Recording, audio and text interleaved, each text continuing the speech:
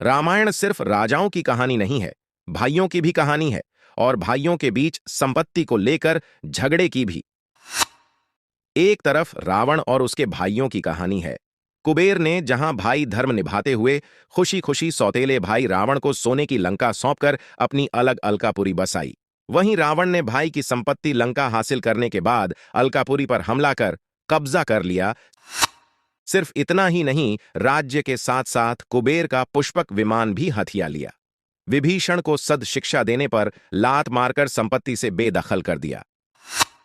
पराई स्त्री को हासिल करने के लिए भाई कुंभकर्ण को युद्ध भूमि में मरने के लिए भेज दिया। दूसरी तरफ बाली है, जिसने न केवल सगे भाई सुग्रीव को राज्य से निकाला, बल्कि उसकी हत्या करने का प्रयास भी किया।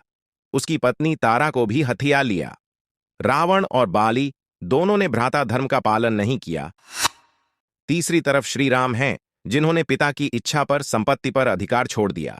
न सिर्फ वन जाना स्वीकार किया, बल्कि छोटे भाई भरत को सत्ता सौंप दी। भरत ने भी 14 साल श्री राम की खड़ाऊं रखकर राज्य पर आसीन रहने के बाद वनवास से लौटे श्री राम के लिए तुरंत सिंहासन छोड़ दिया। लक्ष्मण चाहते तो राज्य में ही रुककर सुख सुविधाएं भोग सकते थे, राज्य को हथियाने के लिए साजिशें कर सकते थे, लेकिन उन्होंने अपने बड़े भाई की सेवा के लिए वन जाना चुना। न सिर्फ वन गए, बल्कि युद्ध भूमि में मौत के मुंह तक चले गए। श्री राम ने ज्येष्ठ भ्राता धर्म निभाया, इसलिए उनके अनुजों ने भी अपना धर्म निभाया। रावण और बाली ने भाइयों के ऊपर संपत्ति को प्राथमिकता दी, इसलिए विभीषण और सुग्रीव ने अपने भाइयों के खिलाफ श्री राम का साथ और सहयोग लिया और राजा बने।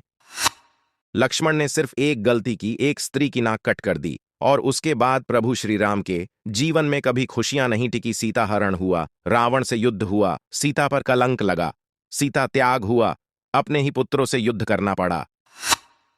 रावण के पास एक भाई था जो सोता ही रहता था, श्री राम के पास एक भाई था जो सोता ही नहीं था।